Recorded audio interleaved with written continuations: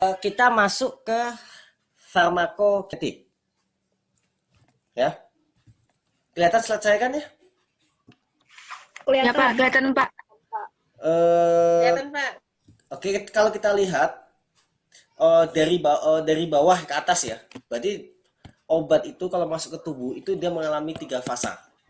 Ada fase 1, ini ya. Fase 2, fase 1, fase 2, fase 3. Jadi obat kan biasanya dimasukkan secara oral kan ya? Ya Pak. Oral. Nah, dia harus bisa larut dalam air. Itu adalah fase di mana obat itu mulai larut. Itu adalah pharmaceutical. Ya. Kemudian dia harus bisa mencapai target. Nah, obat diminum ada lokasi di perut. Nah, target bisa jadi ada di kaki, ada di liver, ada di jantung. Berarti dia harus mencapai target. Itulah fase farmakokinetik. Nah, setelah mencapai target, baru dia masuk fase farmakodinamik, yaitu ketika obat berinteraksi dengan target. Oke, sampai sini kebayang? Halo? Kebayang Pak. Oke. Pak, kalau yang harus larut dalam air itu tuh karena dalam darah itu Pak, harus larut itu. Belum, ini masih belum. Ini tuh masih di. Jadi ketika kita minum obat kapsul misalkan kan padat tuh. Ketika kita minum, dia akan larut, dia harus larut di dalam cairan di saluran pencernaan kita. Misalkan kalau dia masih terbungkus kapsul, maka kapsulnya lepas. Maksud kapsulnya akan larut sehingga obatnya keluar. Itu adalah fase pharmaceutical. Ya? Ya Pak. Oke. Ya. Nah, sekarang kita ini udah lihat videonya kan ya? Sudah Pak. Kebayang? Berarti bisa menjawab soal ini.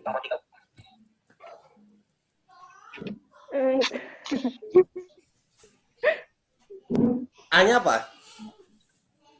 Absorpsi Pak. Absorpsi. Absorpsi. Absorpsi lokasinya di Usus. usus. Sebagian akan ini nggak cuma usus ya. Absorpsi itu lokasinya bisa di sepanjang saluran pencernaan. Saluran pencernaan itu dimulai dari mulut ya sampai usus besar. Jadi bisa ada obat yang dia akan diabsorpsi di mulut. Ada obat yang dia diabsorpsi di lambung, ada obat diabsorpsi di usus halus dan seterusnya. Ya. Jadi obat akan diserap oleh tubuh. Kalau dia Distribusi. distribusi, dia akan diarahkan ke tubuh kan ya? Iya Pak. Darah. Metabolisme. Metabolisme, berarti obat akan dimetabolisme oleh tubuh. Excretion. Excretion berarti obat akan dikeluarkan oleh tubuh. Oke.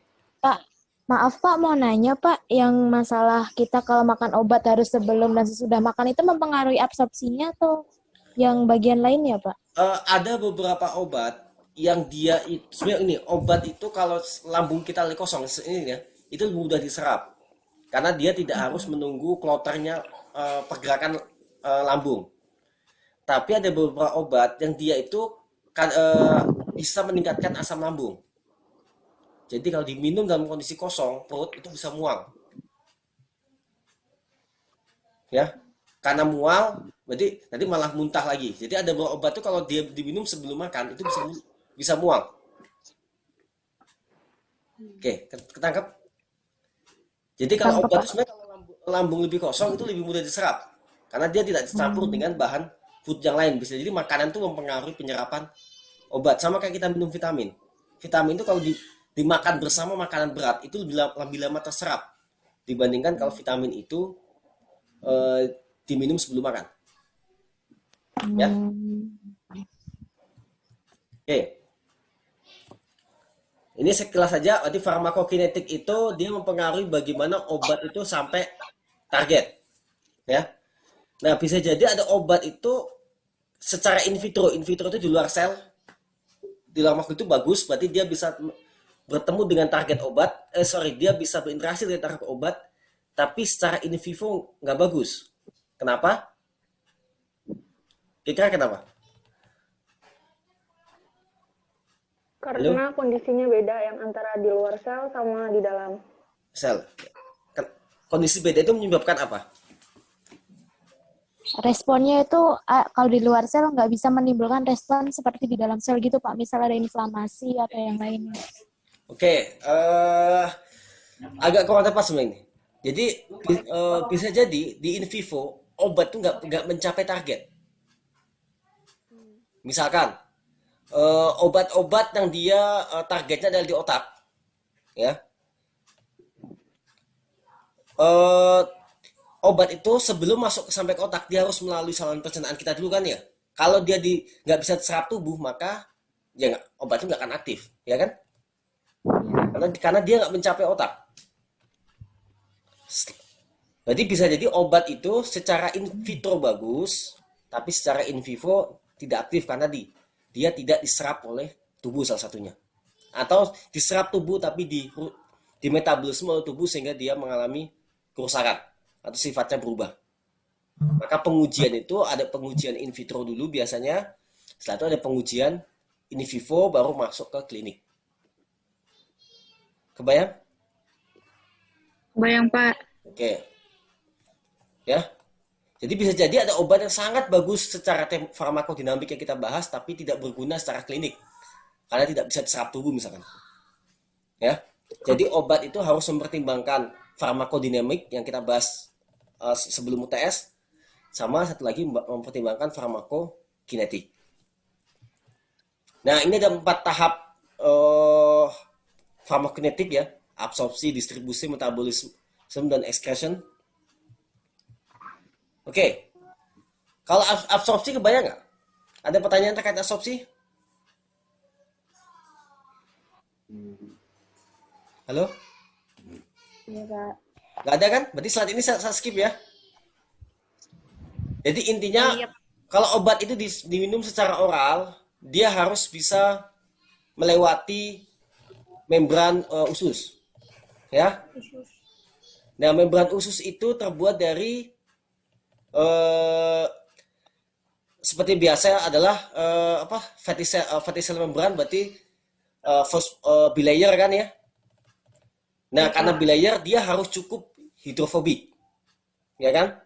Tapi dia harus larut di air atau di darah, maka dia harus juga hidrofilik. Berarti obat itu harus punya sifat hidrofobik dan juga punya sifat hidrofilik. Ya. Nah, ada satu aturan namanya adalah Lipinski rule yang nanti di slide berikutnya. Nah, jika obat itu terlalu polar, dia nggak akan bisa diserap oleh usus. Maka biasanya dilakukan secara injeksi. Ya. Disuntikkan. Pak, mau nanya Pak, Ya. apakah sistemnya obat itu sama kayak surfaktan gitu kan? Surfaktan kan dia ada gugus hidrofobiknya, ada gugus hidrofiliknya. Apakah obat itu seperti itu? Nah, kalau di surfaktan, hidrofobik sama hidrofilik itu biasanya terpisah. Kalau coba saya iniin ya. Misalkan ini surfaktan, kita punya surfaktan misalkan. Ya, ini biasanya hidrofobik. Yang ini adalah ini. Biasanya sengaja dia dipisah. Ya, karena biar nanti ini akan ngumpul dengan sesama hidrofobik atau solvent, ini akan ngumpul dengan sesama hidrofobik. Ya. Tapi kalau obat nggak harus terpisah. Misalkan kalau kita punya aspirin. Aspirin itu asetil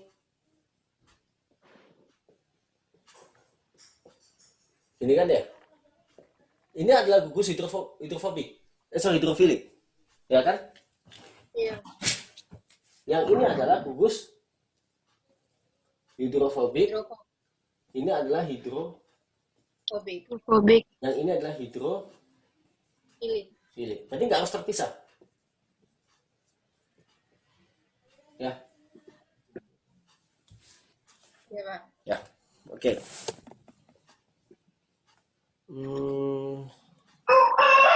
Ini siapa ayam mana ya? Jam segini baru kokok ya.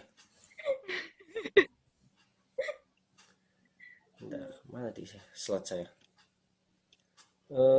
Oke. Nah, tadi kalau dia terlalu polar dia nggak akan bisa masuk karena membran sel itu non polar ya. Maka strateginya adalah dengan cara disuntik, berarti langsung dialirkan ke darah. Ya. Nah, ada juga obat itu sengaja dibuat sangat polar biar dia nggak bisa diserap tubuh.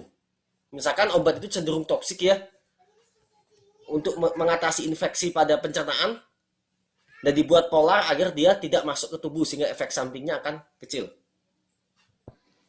Kebayang sampai sini, yang terakhir nih. Bayang, Pak. Ya, jadi bisa jadi obat itu Biar sengaja nggak diserap tubuh itu buat apa, Pak? apa? Halo?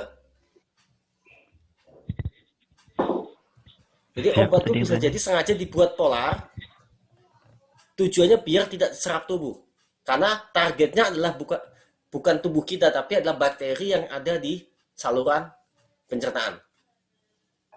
Oh, iya, Pak. Ya.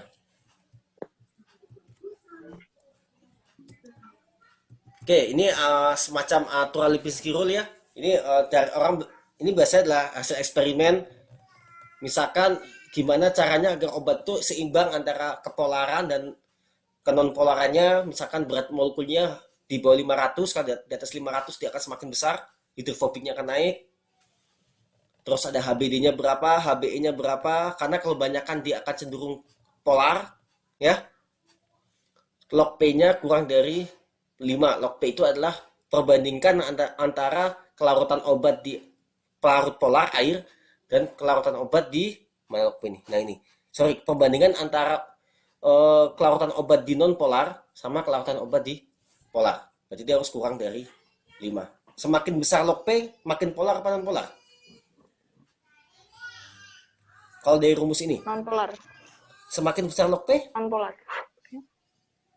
semakin non polar ya, Non-polar. ya kan? Polar ya. Semakin besar log P maka dia semakin non polar. Jadi obat juga nggak boleh terlalu non polar. Karena kalau obat itu terlalu non polar, dia akan larut di lemak. Berarti kalau kita makan bersama makanan berat misalkan, maka obat kita akan larut bersama lemak. Dan nanti dia akan bisa dibuang oleh tubuh. Oke. Nah, ini ada beberapa pengecualian. Ternyata di usus kita juga ada pore ya, lubang ya. Atau transprotein dan obat itu bisa masuk melalui itu. Berarti meskipun dia sangat polar, ternyata dia tetap bisa masuk ya tadi. Karena obat itu mungkin sifatnya mirip dengan asam amino bentuknya, sehingga dia bisa masuk ke protein transport untuk mengangkut asam amino. Atau dia sangat mirip dengan asam nukleat, maka dia bisa masuk bersama asam nukleat. Oke, ini ada beberapa pengecualian. Berarti kadang-kadang obat polar pun bisa masuk membran di usus. Ini kebayang ya? Berarti obat itu nggak harus masuk ke mana nih? Obat itu nggak harus masuk menembus membran, tapi dia melalui channel. Sehingga aturan tadi dikecualikan. Oke, sampai sini pertanyaan. Tidak, Pak. Nggak ada kan? Oke, kita lanjut. Nah, aturan kedua, pengecualian kedua adalah ada satu fenomena namanya adalah pinositosis. Berarti sebenarnya obat itu nggak bisa menembus sebenarnya. Dia nggak bisa larut dalam membran. Tapi membran itu ngambil obat bersama solvennya. Kebayang gambar ini nggak? Ada kebayang gambar ini? Kebayang dikit Pak, tapi masih bingung. Kayak di CCP Ini gitu tuh ya, mirip Pak? dengan bagaimana virus itu masuk ke tubuh kita. Iya. Oke, saya coba jelasin pakai gambar aja.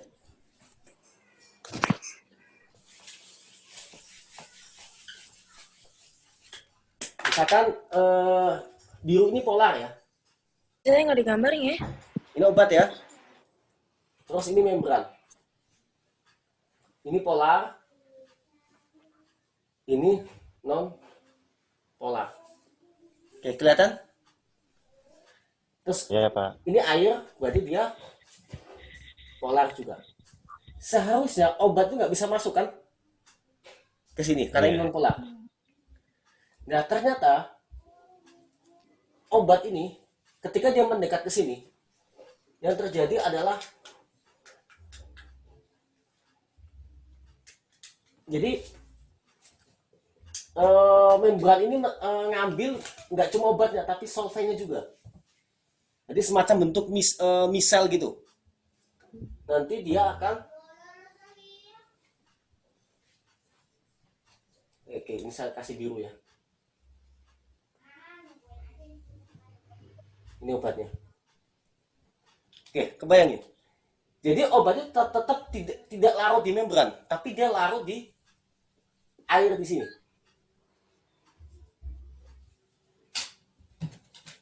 Kebayang? Ini, nanti dia bisa nembus ke sisi satunya lagi atau dia lepas di sini.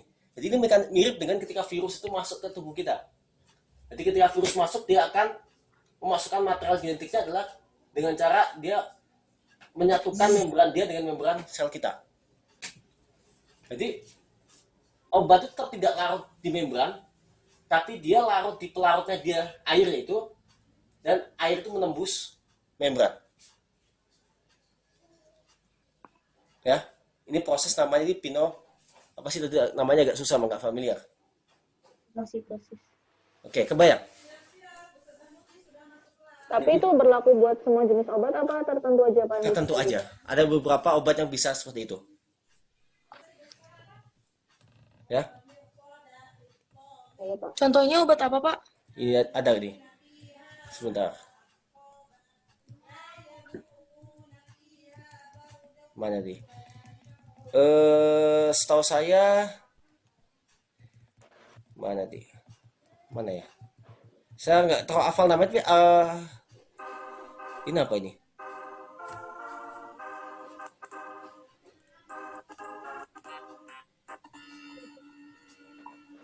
Ya kan? Kebayang dilihat gambarnya ya? Iya.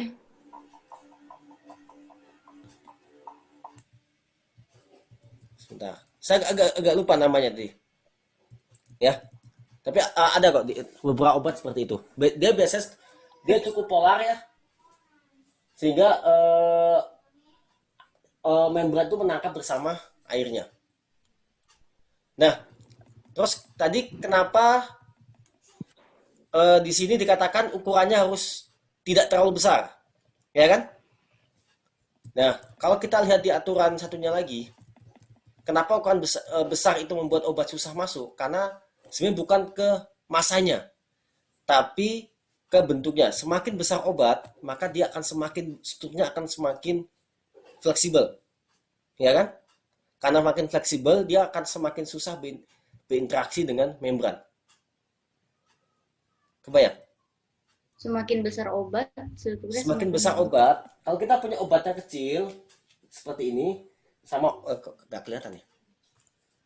Nah, kalau kita punya obat sekecil ini sama obat sekecil gini, ya, maka obat yang ini itu lebih mudah masuk dibandingkan yang besar dengan log P sama misalkan. Karena kalau ini kan berarti bentuknya kan bisa ada yang bentuk kayak gini, kadang bentuknya belengkok ke sana, kadang belengkok ke bawah, ya kan? Iya. Iya, Pak. Jadi semakin besar obat, maka dia akan semakin susah untuk masuk membran. Pak, itu besar kecilnya itu maksudnya berat molekulnya atau strukturnya, Pak? Sebenarnya sebenarnya bukan lebih di berat molekul, tapi lebih di kefleksibelan struktur. Ya. Jadi maka di sini dikatakan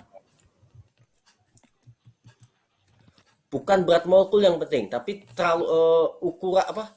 Semakin banyak kefleksibelan molekul.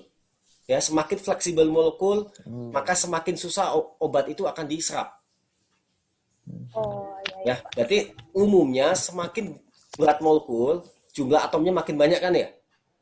Semakin banyak jumlah atom, otomatis atom itu semakin fleksibel, ya. Seperti itu. Nah, setelah obat berhasil masuk ke membran, nembus membran, dia akan masuk ke dalam darah, ya kan ya?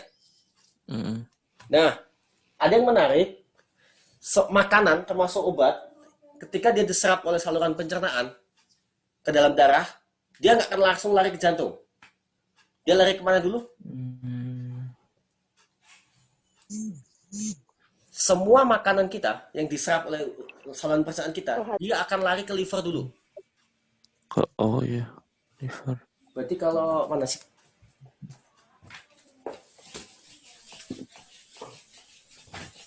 Ya, jadi kalau kita bikin Ginjal. ini pencernaan, dia masuk ke darah, dia akan masuk ke liver dulu, baru dia ke jantung, baru dia diedarkan ke seluruh. tubuh. Berarti obat itu ini termasuk makanan ya. Semua makanan kita, semua vitamin kita itu larinya ke liver dulu, baru ke jantung. Ya fungsinya sebenarnya untuk kalau ada toksik segala macam ditangani liver dulu sebelum dia tersebar di seluruh tubuh. Ya, makanya Pak, di jantung situ itu prosesnya namanya apa, Pak? apa? Ya, halo. Prosesnya namanya apa, Pak, pas di liver? Nanti tak maksudnya metabolisme. Pas di liver prosesnya namanya apa, Pak? Metabolisme.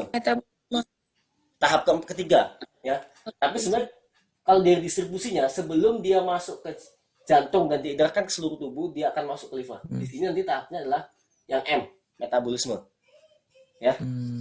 Di sini kita masih tahap D, yaitu distribusi. Berarti obat itu sebelum didistribusikan ke seluruh tubuh, kalau yang oral ya, dia akan didistribusikan dulu ke liver, baru didistribusikan ke seluruh tubuh. Tujuannya sama makanan itu bisa jadi ada toksik kan? Liver dia akan didegradasi, kalau toksik dia akan dibuang dari tubuh. Tujuannya itu. Ya nanti kita akan Pak, berarti dari absorpsi terus didistribusi terus di metabolisme terus baru distribusi lagi, Pak. Iya, itu untuk obat yang secara oral. Oral. Ya nanti akan ada lagi obat dengan cara tidak secara oral. Oke, kita lanjut. Iya, Pak. Pak mau nanya Pak. Yep. Kalau misalkan kayak kasusnya kopi sianida, terus misalkan makanan-makanan yang diracuni itu, dia berarti sistemnya nggak langsung ke liver dulu, Pak? Ke liver juga. Nah itu kok bisa, maksudnya efeknya bisa sampai segitunya, padahal kan di liver juga kan udah disaring mana yang racun, mana yang enggak kan diedarkan ke seluruh tubuh. Oke, di liver itu dia punya ini. Kali ini kayak kasus yang dulu sempat rame, kasus apa? Kasus Jessica ya? Iya, Mirna, Pak. Kasus Mirna ya. Cyanida setelah dia masuk ke sini, dia akan masuk ke dalam liver. Tapi tidak liver itu tidak semuanya akan berhasil dia degradasi. Ya. Jadi kalau dosis racunnya tinggi, dia akan lolos dari liver masuk ke jantung. Nah, begitu masuk ke jantung, udah nggak terkendali lagi kan. Jantung kan memompak ke semua. Oh iya benar. Ya, berarti ada dosis. Kalau dosisnya kecil, liver bisa ngatasi. Semakin besar dosis, makin tidak teratasi. Ya. Oke Pak. Makanya kalau ngecek ada racun apa enggak, selain bisa jadi di pencernaan udah nggak ada, tapi di liver biasanya ada. Maka dulu sempat rame kenapa livernya nggak dicek. Yang dicek adalah lambung. Ya, harusnya livernya dicek. Itu kenapa sempat rame itu. Iya. Oke.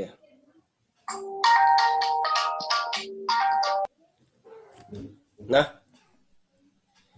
oke, setelah dia melewati liver, nah itu kita sebut sebagai first pass effect, nanti kita bahas di metabolisme. Nah, obat itu hanya butuh waktu 1 menit untuk diedarkan ke seluruh tubuh, karena periode darah kita itu 1 menit. Berarti kalau dia keluar dari jantung, maka dia akan kembali ke jantung 1 menit kemudian.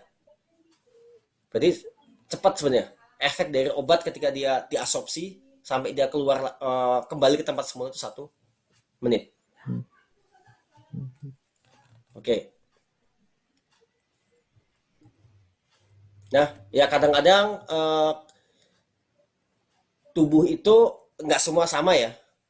Semakin jauh dari jantung pasti dia konsentrasi obat akan lebih sedikit dibandingkan dekat dengan jantung gitu. Terus ada kadang-kadang juga beberapa sel itu ada yang kapilernya pecah sehingga mempengaruhi konsentrasi obat. Nah, untuk obat-obat yang harus masuk sel, maka dia harus menembus membran sel, ya kan? Ingat, ada obat yang dia nggak perlu menembus membran, kayak misalkan resep obat yang bertindak sebagai messenger kan, dia cukup di permukaan. Tapi ada obat-obat yang dia sebagai inhibitor enzim misalkan, dia harus masuk ke dalam membran sel. Nah, beberapa obat itu seperti barbiturat yang strukturnya ini struktur dari barbiturat biasanya dipakai buat obat bius. dia itu nonpolar dan dia bisa larut ke dalam lemak. Sehingga barbiturat waktu diedarkan dia juga larut ke dalam lemak. Nah, karena ada lemak itu kan kadang-kadang dosisnya susah. Makanya obat-obat yang terlalu nonpolar juga bisa berbahaya karena dia larut di lemak. Di darah dia nggak terlalu besar. Jadi ketika dikasih dosisnya ternyata dia belum berefek apa-apa. Karena ternyata bukan diedarkan oleh darah tapi masuk ke dalam lemak. Nah, ditambahin lagi dosisnya, kenaikan di darahnya nggak terlalu besar, ternyata larut dalam lemak. Dan yang jadi masalah adalah ditambah lagi dosisnya bisa jadi di lemak itu keluar semua. Karena keluar semua, otomatis tiba-tiba ada lonjakan konsentrasi obat di dalam darah sehingga tiba-tiba orang overdosis. Jadi obat-obat yang dia larut di lemak itu agak hati-hati penggunaannya. Maka dengan obat itu ada yang harus pakai resep dokter, ada obat yang bisa dibeli bebas tuh. Contohnya apa yang kemarin ramai itu? Chloroquine nih. Itu kan orang-orang kan pada ngeborong di apotek ya. Iya. Biasanya nggak tahu Yang- kenapa tujuannya, apa rencananya mau nyemil chloroquine gitu. Karena itu obat keras ya dan efek sampingnya besar. Ya, itu husnudon saya ya, tujuannya nyemil gitu. Nah, tapi seudon saya misalkan ditimbun nanti kalau harga naik dijual. Ya, karena ada orang yang mencari mengail di air Betul. itu. Nah, membran ada itu membran namanya blood brain membran, itu membran antara darah dengan sel otak kita. Dia itu sangat nonpolar. Konsekuensinya apa kalau sangat nonpolar? Jadi obat-obat yang bekerja di otak dia harus bisa melewati blood brain barrier. Berarti sangat nonpolar. Karena nonpolar, maka obat-obat yang polar itu tidak bisa menembus blood brain barrier ini. Ya. Jadi kalau kita ingin obat kita tidak terlalu berefek pada otak, maka obat itu dibuat lebih polar. Bayang? Tapi kalau kita ingin obat kita targetnya adalah otak, maka dia harus dibuat non polar. Kalau kayak gini lah. Ya, berarti kalau mau bekerja dengan otak, ini sel darah ya. Ya kan? Dari sel darah dia akan menembus membran kapiler. Ya. Sorry, ini sel darah, dia akan masuk membran di kapiler otak. Nah, di sini itu sangat nonpolar. Karena sangat nonpolar, maka obat yang bisa masuk adalah obat yang nonpolar. Oke. Oke, sampai ada pertanyaan? Oke, waktunya tinggal 10 menit di sini. Nanti kita lihat lah. Udah dikasih warning. Nah, kita masuk ke tahap keempat, yaitu adalah drug metabolism. Jadi tadi, obat dari liver, dari pencernaan, dia akan masuk ke dalam liver, baru diedarkan ke seluruh tubuh. Ya. Nah, karena obat itu adalah zat asing ya bagi tubuh kita, maka dia tubuh memiliki sistem enzim yang fungsinya melakukan detoksifikasi karena obat itu dianggap zat asing oleh tubuh kita. Betul.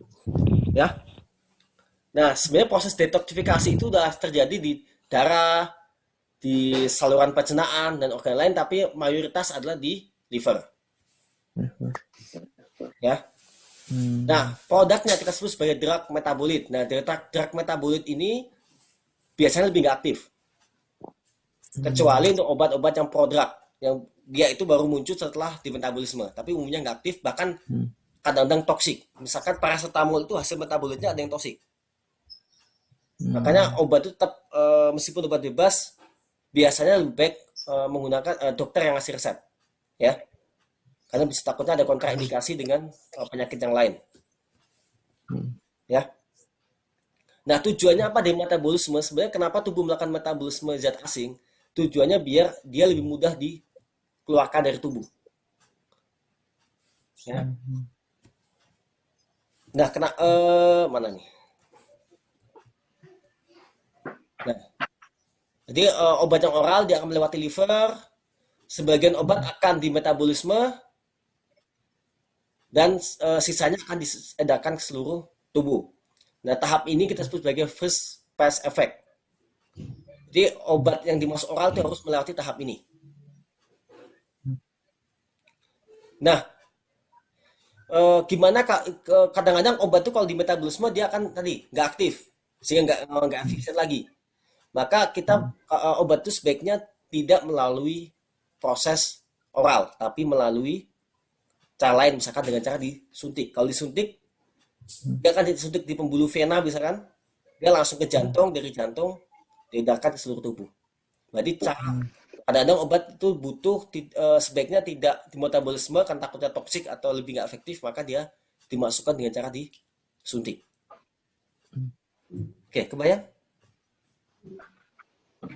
Ya, Pak, jadi kalau obat injeksi itu masuknya langsung ke jantung, Pak, nggak ke jantung. Berarti dia disuntikan di pembuluh vena, tapi misalkan di tangan kita, di vena kita dia akan ke jantung, dari jantung ke separuh tubuh. Dia nggak melewati liver. Ya, nanti ada negatifnya Tanya tapi. kalau gitu, Ya, kalau halo? gitu berarti yang obat oral itu kenapa nggak dibuat ini Pak, apa yang suntik? Karena kan dia itu katanya kalau dimasukkan terus nanti paling yang keambil 60% yang gitu-gitu Pak. Berarti mengurangi ini dong Pak, jumlah dia bisa beredar ke seluruh tubuh. Ya, tapi obat oral lebih mudah. Pertama dia lebih murah, ya kan? Terus proses intake-nya lebih mudah karena cukup di oral. Dan nggak perlu orang ahli untuk melakukan itu. Sedangkan kalau obat disuntik, maka biaya lebih mahal. Kebayang? Tapi nggak ada faktor yang kayak berbahaya gitu-gitu Pak. Nah, kalau dia ada misalkan nanti kita bahas ya di akhir-akhir slide bahwa kalau obat melalui liver dulu, maka kalau obat itu ada toksiknya, maka kemungkinan overdosis sama toksik itu lebih rendah. Tapi kalau disuntik, dia lebih cepat ya, karena langsung ke jantung kan. Lebih cepat, Iya. tapi ada resiko dia overdosis. Atau ada resiko dia Iya toksik. Pak. Karena tidak melewati liver, berarti nggak dicerna dulu di tubuh kita. Oke, kebayang? Iya, Pak. Nah, kenapa tubuh kita melakukan detoksifikasi? Tujuannya tadi agar zat itu, baik termasuk obat ya, itu mudah dikeluarkan dari tubuh. Dikeluarkan dari tubuh itu biasanya di tahap terakhir itu adalah ekskresi, yaitu dikeluarkan melalui ginjal. Nah, ginjal itu bisa mengeluarkan zat-zat yang polar. Dia kesulitan mengeluarkan zat-zat yang non polar. Otomatis proses kimia yang terjadi di metabolisme ini adalah proses membuat senyawa lebih polar. Itu sebagai fase 1, yaitu menambahkan gugus polar dalam senyawa.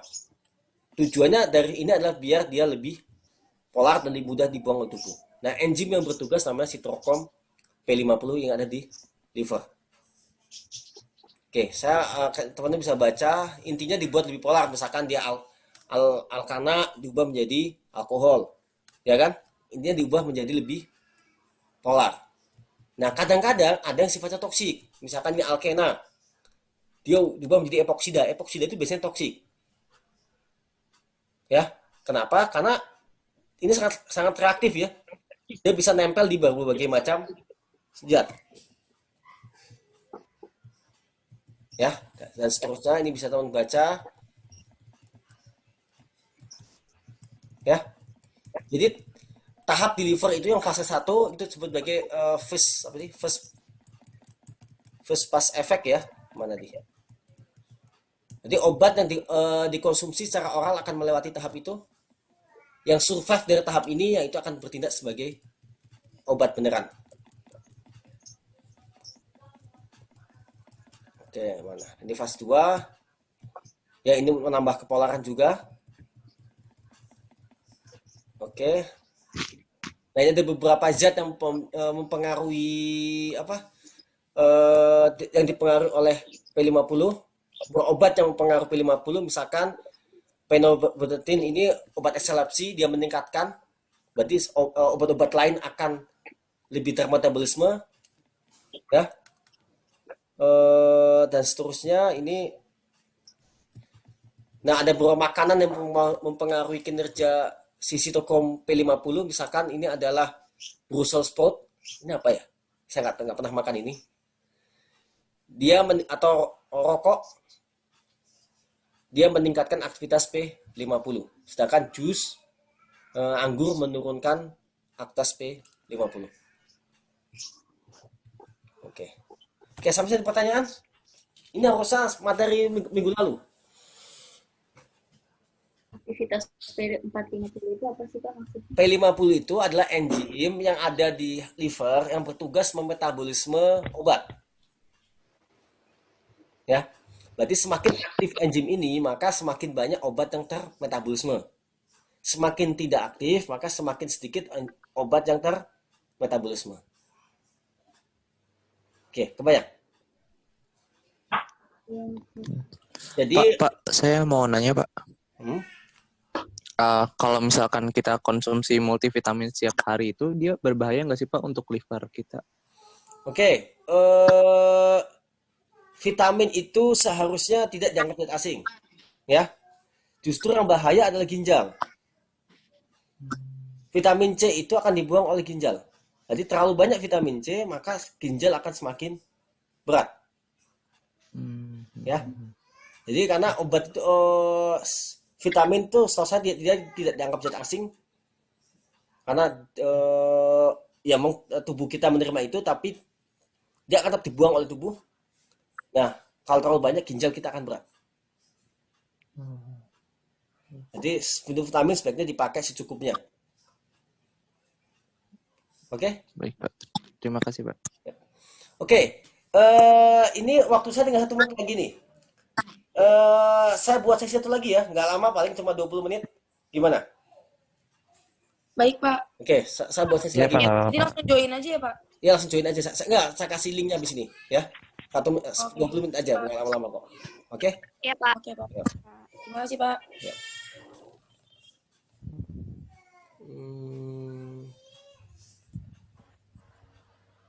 Excretion, pembuangan. Jadi setelah dia sebagian obat itu akan dibuang oleh tubuh kita. Dan saluran pembuangan itu ada banyak rute, bisa melalui paru-paru, terutama obat-obat yang melalui pernafasan, misalkan obat asma, ya, kemudian obat bius itu juga paru-paru, melalui keringat. Kadang-kadang orang setelah minum obat itu keringatnya lebih banyak, rasanya beda. Melalui susu, nah ini agak berbahaya, maka ibu-ibu yang menyusui, ya, sebaiknya tidak, ya bukan sebaiknya sih, harusnya nggak merokok, karena nikotin itu ternyata bisa dibuang melalui air susu, ya. Berarti kalau ibu-ibu yang menyusui dia merokok atau dia perokok pasif, maka nikotin itu bisa masuk ke anaknya melalui air susu, ya. Kemudian beldak itu apa ya dia? Kok saya lupa ya? Sebentar. Kalau ini kalau ginjal itu selalu utama, mayoritas obat akan dibuang melalui ginjal. Sebentar, kok saya lupa beldak itu apa ya? Saya tiba-tiba lupa.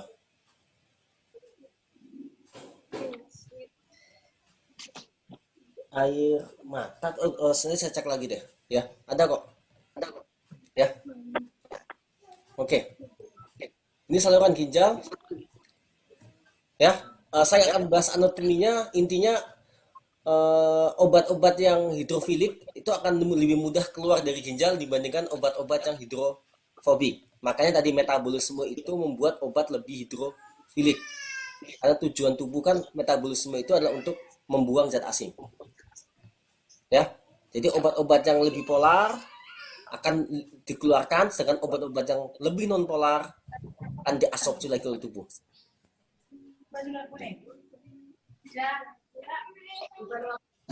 Nah, maka tadi tujuan dari proses metabolisme adalah meningkatkan ketolaran sehingga lebih mudah dikeluarkan.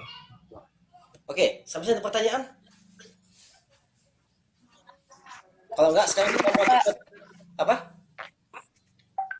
Ke pemberian obat. Belum Pak, nggak ada.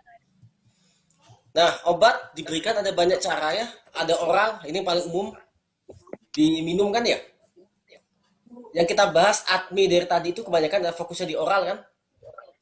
Nah, ada obat yang ditaruhnya di bawah lidah. Kalau salah kayak vitamin ya, vitamin. Ada beberapa obat yang ditaruh di bawah lidah. Berarti obat ini akan langsung masuk ke kapiler darah di bawah lidah. Oh. Ya. Ada obat yang dia, maaf, ini melalui anus.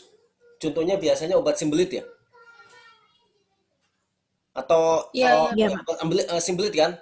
Itu biasa melalui anus. Ada obat-obat yang dia melalui tetes mata. Ya. Berarti dia targetnya mau di mata misal. Kemudian ada obat-obat yang dihirup. Ya, kalau dihirup dia nggak akan melalui liver ya, berarti dia akan langsung ke biasanya obat-obat yang berhubungan dengan pernafasan, kayak asma. Kita masuk ke ada injeksi, ada jenis injeksi, ada obat yang implan. Berarti dia disuntikkan, ditempelkan di tubuh. Contohnya biasanya sering paling umum udah KB kan ya. Jadi obat-obat yang implan. Nah, obat yang secara oral itu paling umum ya digunakan dan karena lebih mudah pemberiannya. Terus dia harus bisa bertahan di saluran pencernaan. Kemudian dia harus tahan asam lambung. Makanya beberapa obat disimpan dalam bentuk kapsul supaya lebih lama terekspos oleh lambung. Dan dia harus stabil terhadap enzim-enzim pencernaan. Kalau obat rusak oleh enzim pencernaan, maka dia tidak akan bisa serap oleh tubuh.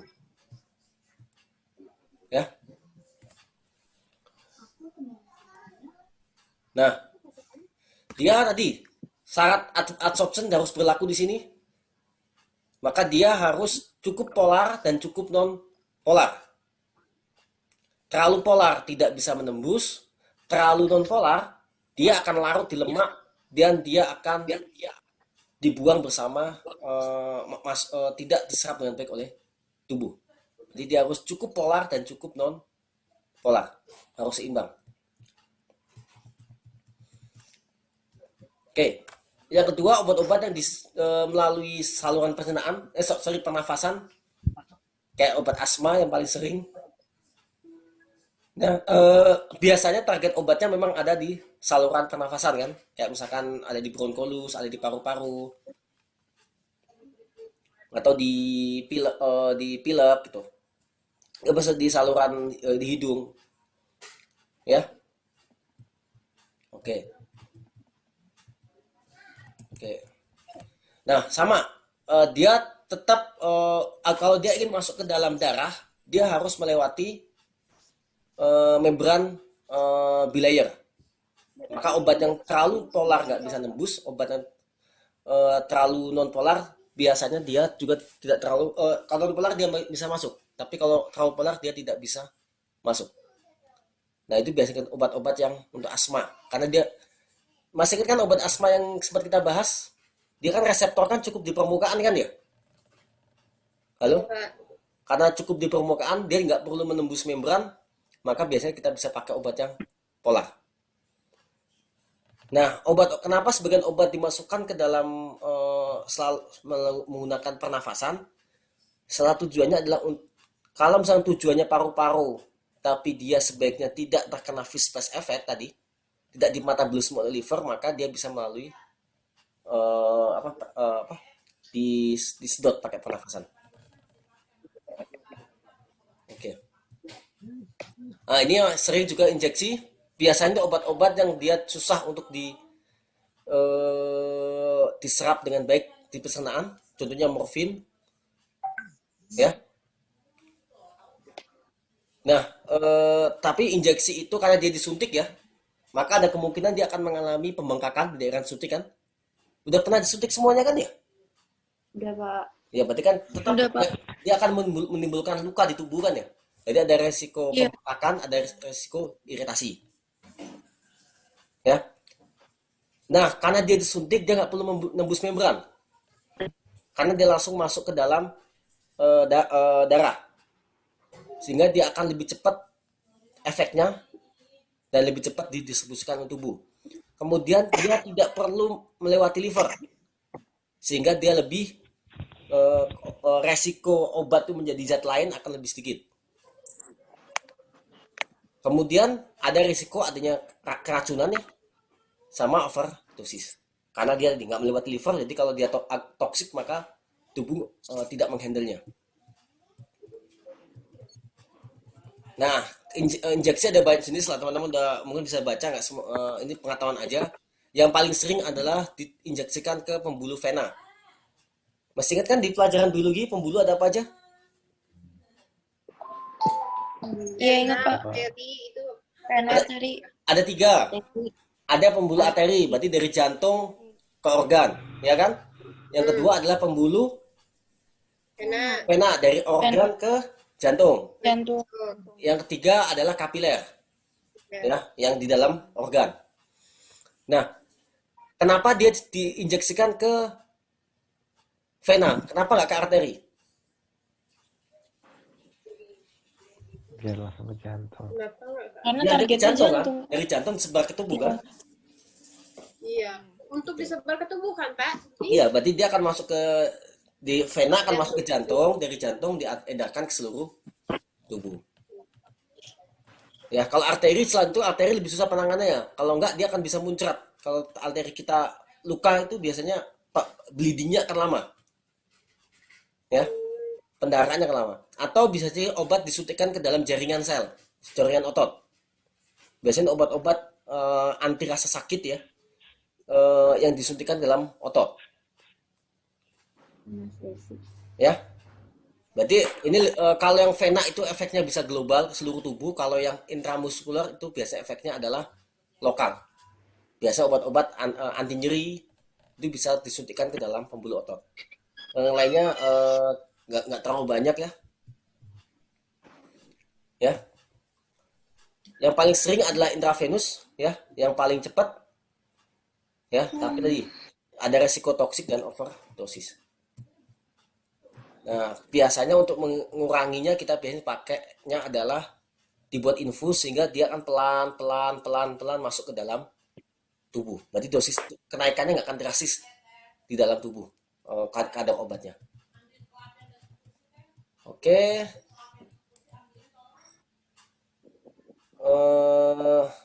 Ini skip aja, nggak terlalu banyak.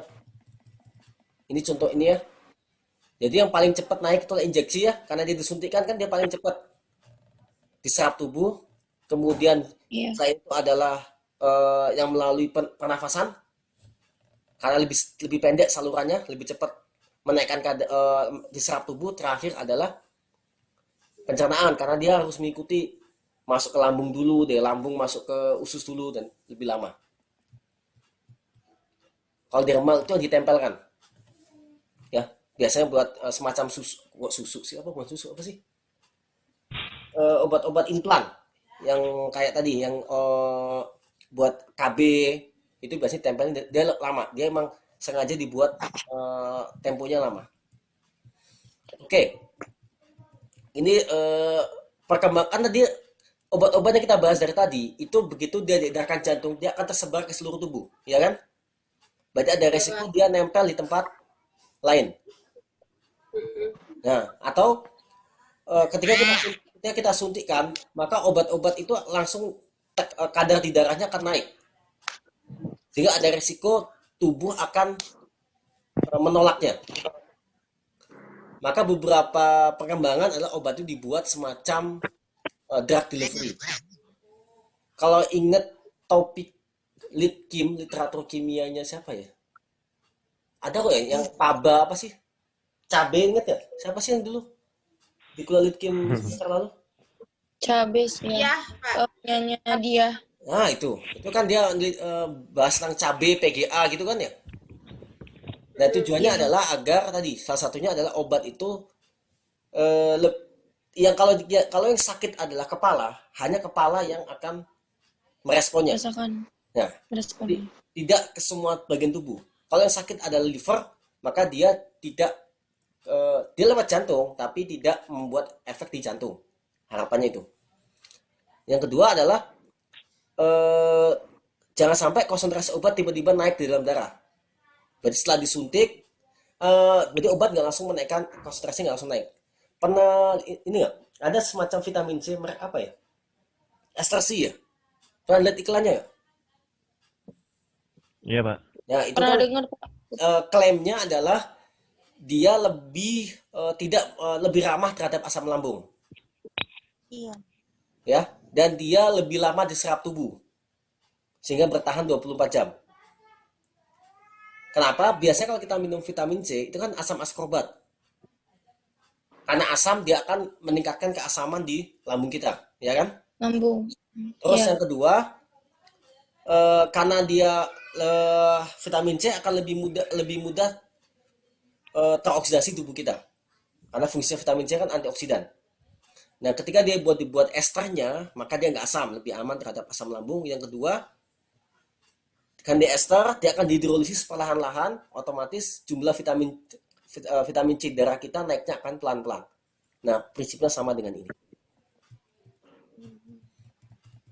Yang sering dipakai adalah namanya liposom, berarti semacam kayak sel, ya, tapi kosong. Berarti isinya cuma membran doang. Obatnya di dalam.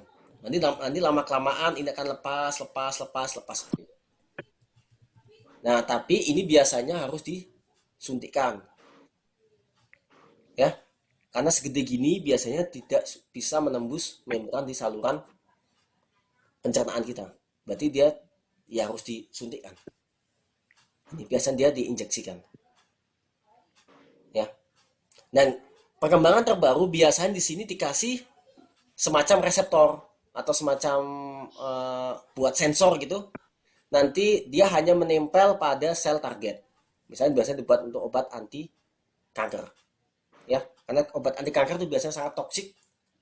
Kalau dia menyebar ke seluruh tubuh yang lain, maka resikonya akan besar. Oke, ini problemnya kadang-kadang susah mengontrol pelepasannya. Kalau dia obat anti kanker, ada resiko dia pelan-pelan lepas ke seluruh tubuh. Maka biasanya adalah dikasih semacam polimer di sini, tujuannya adalah untuk melindungi si lisosom ini. Oke, sampai sini ada pertanyaan? Halo? Tidak, Pak. Kalau nggak ada, kuliah seakhiri ya. Ada kalau sebentar saya lihatin tugasnya dulu, biar tidak salah maksud.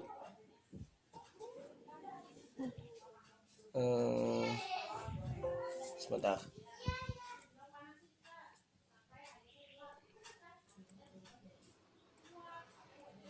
Oke, sebentar. Ini ada dua. Ini chat siapa nih?